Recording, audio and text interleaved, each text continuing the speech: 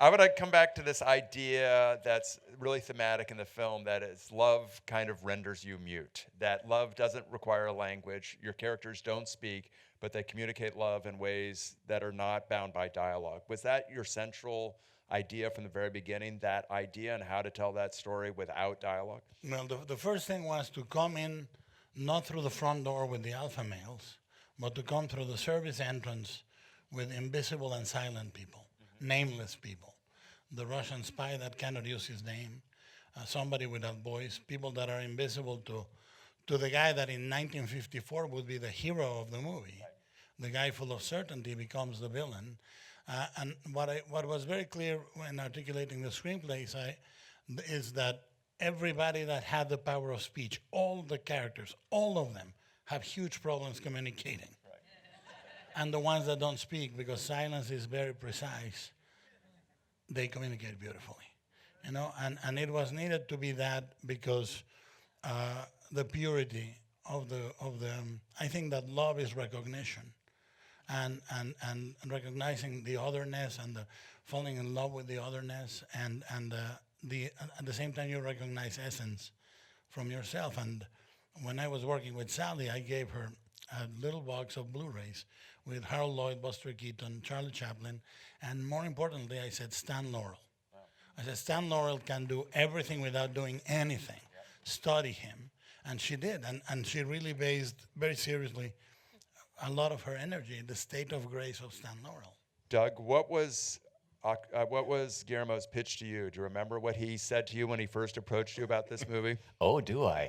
um, we were working on Crimson Peak at the time, and I had I played two of his ghost ladies in that, and a long story, but I had a day off, and he called me into his office during lunchtime that day, and said, close the door, and he had a quiet talk with me, no script to read for me yet, but verbally. He told me this tale of a fish man who's been acquired from the Amazon, and I'm like, okay, so that makes sense. It's Guillermo, and I'm the guy who plays his creatures. Sure, this all makes sense so far. And then came the gravity of the moment when he said, and Dougie, you're going to be the romantic leading male of this movie. Now, that's hard for me to picture anyway, but in a fish suit, even more so. So finding that love story on film, and approaching this not from a physical performance aspect, but approaching it from an acting place where I find her heart and soul, she finds mine. We communicate, and like you said, without one word spoken. So Sally Hawkins, right? I. When you are communicating non-verbally with someone, you hope that it's Sally Hawkins, because she is a brilliant angel from heaven, and she wears her heart out here, and it was so easy to communicate with her. We had dance rehearsal time for our little dance number, which I loved, and during that 3 weeks of rehearsal, it was glorious. What was your big problem to solve in terms of story? What were the conversations, arguments, debates that you had as collaborators?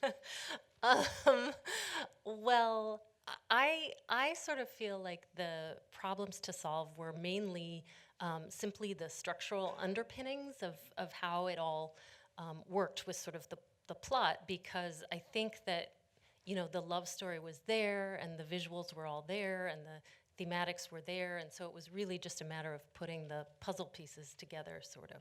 What was interesting is a lot of people take the gender cliche and think that Vanessa came in and did the romantic stuff and I did the hardcore stuff. It was the opposite. She gave you the violence and you were doing the love story? She was one of the things is we met, and I had about 20 something pages, and the rest in beat sheet and this and that. And she said, you're missing a whole element. And she said, can we expand on the story of the Russians? And can we expand on the general, which are dimensionally important? And we started on that. And what we did is we took turns. This is the way I like to collaborate, is we have meetings, preferably over food. You know, a good sushi restaurant has never heard in a fish movie, and we met in a sushi restaurant the first time, and then what I would say is, I would do my things. I would give it to her and say, do whatever you want, destroy, erase, add, and then when it comes to me, I'll do the same. And then we would see what each removed, and I would say, why did you take out? Or she would say, why did you take out this? And we that's when the conversations were intense. But while you had it, it was yours. Miles, there's a way in which this movie, the budget of this movie can become the aesthetic, but the budget of this movie was not the aesthetic because this was a movie that was shot for less than $20 million. So what does that mean? 19.3. So what does that mean in terms of production, department heads, locations, to pull off a movie that looks like this for that amount of money? Wait, 200,000 under budget? Is that right? You gave? Well, yeah, the original budget, when people say, tell us the truth, because the original budget and the budget that is published is 19.5. They say, it's not 19.5. I say, no, it isn't. It's 19.3. 19.5 sounds better. But we actually ended up, as of, 4 weeks ago, we gave change back to Fox Searchlight, $200,000 back. Wow. Well, Guillermo likes to say budget is a state of mind, which originally I thought, okay, that's kind of rhetorical bullshit. But it's actually true. I thought he was playing me. But really, it's we had to be resourceful, and it's an ambitious movie, as anyone can see. So, when Guillermo came to me with it, we talked about how we could do it, and we were shooting the TV show at the time, The Strain, that we did together. And I thought, okay, well, why don't we do it? Guillermo's a big Hitchcock fan, wrote a book, knows all the movies, could talk here for hours and days about any Hitchcock movie. I said, We're the same pant size and Hitchcock. same pant size. I said, this can be your Psycho, and we'll do it in between seasons of the show, with the crew and using the stages. And the show was with Fox, and this was with Fox. So we got really pretty resourceful about it, and we leaned on, a number of our people, and it worked out well that way. But he was very good. We came to realize that there was no getting around the period, and so we embraced that. And I felt like there weren't so much compromises as really kind of hard-won decisions that everybody made. So, and he was great in that. And so everyone had their oars in the water, and it didn't feel like we were ever really compromising. Wow. Well, the thing that we did is, from the beginning, we knew where we could cut that didn't show on the screen. It's an incredibly stage-driven movie. Right. Many, many sets, but I mean, we did simple stuff like reuse extras. So we had to only go makeup and hair and repeat those extras from the street on the lab, blah, blah, blah. You could repeat the pants, the shirt, put a lab coat, little things like that, reuse sets. For example, Giles's apartment, we redressed as Octavia's house. We put on an extra window, we put a little door, blah, blah, blah. And very important, when we were planning, I said, I want to use one of the oldest techniques that comes from theater to shoot the opening and the closing. We're going to use dry for wet. We will not do it in a pool. So we shot the opening and the closing of the movie that needed complete control. Were shot in a stage with smoke in slow motion without a single drop of water. So Dan, when you're working on a Guillermo movie, you're not going to pack a tripod. That's correct. And that's you need very not nice. bring that along.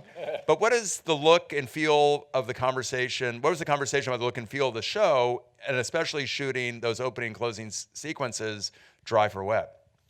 First time I heard about this movie was when we were doing Crimson Peak, and he said to me, "We're going to do this movie about a girl that cannot speak and a fishman, and we're going to shoot it in black and white."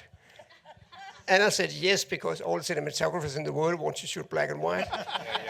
And then after a while, it's going to be color, and that was of course fantastic because it looks pretty cool. But first time I heard about it was in black and white. And Guillermo and me like this moving a camera a lot, single-size lighting sources. And Guillermo is very particular about the colors. And where the camera is going to be, and that's going to be it's a huge help for me as a cinematographer, because you know exactly where he's going to end and start in the next shot. So that's a big help. Octavia, I want to come back to something that Guillermo said at the very beginning, and that is the people that are the biggest agents of change are people who are either invisible or ostracized. A black woman, a closeted gay man, a mute cleaning woman. How important is it that, and we should mention Richard Jenkins as Giles, that Richard Jenkins as Giles, Octavia as Zelda, and Sally as Eliza are the people who nobody sees, but they're the people who really see what is happening. Well, I think that is a testament to Guillermo being a multinational and Mexican, American, Canadian, and a person who has been characterized as the other.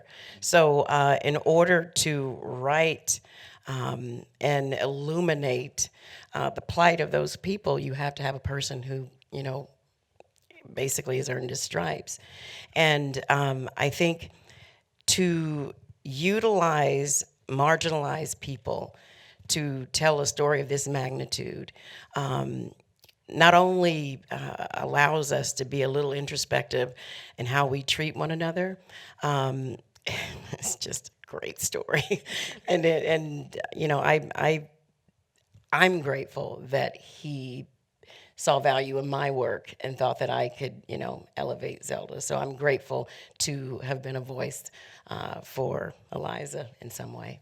Doug, if we were to visit you working with Sally, what are the conversations you have with Guillermo about performance and about acting? What are the conversations that you have back about what you can and cannot do and how you're going to communicate your scenes? Right. Well, because we've done so many films together over 20 years, you know, this is my 6th actual feature film with him, including Pan's Labyrinth. I was the fawn and the pale man in that, right? Yeah. Thank you. So he knows me as a very physical performer. And he said, I don't want a Dougie Jones performance, and did this with his hands. I'm like, okay. So this really did need to be a soul-to-soul connection. So finding his regalness, he was referred to, my character is referred to as a god, right? In the locals in the Amazon where I was found worshipped me as a god. So even though I was being beaten down and being, being biopsied and slowly losing my health and getting weaker, I had to still carry myself in a way that had regal warrant for that worship from the Amazon. So that was the dichotomy I had to play in there, and then communicating with Sally, you know, she was like a breath of fresh air. She was like the kind of the savior in that moment. She was my salvation from that laboratory. But the turn of that, you know, at the end when I do finally stand up and wipe off my own gunshot wounds, and it's like, oh my gosh, it was true, you know, right? And then those moments were so incredibly lovely to play with her, especially. This strong woman, and now so we took turns taking care of each other. Right to the end where we're floating together, side by side. Neither one of us is really in charge of that moment. It was just kind of a side by side taking care of each other for all eternity. Now, I couldn't imagine anything more beautiful, and what an honor to play all that. Oh, thank you for bringing us this movie, and thank you guys for coming Thank out. you.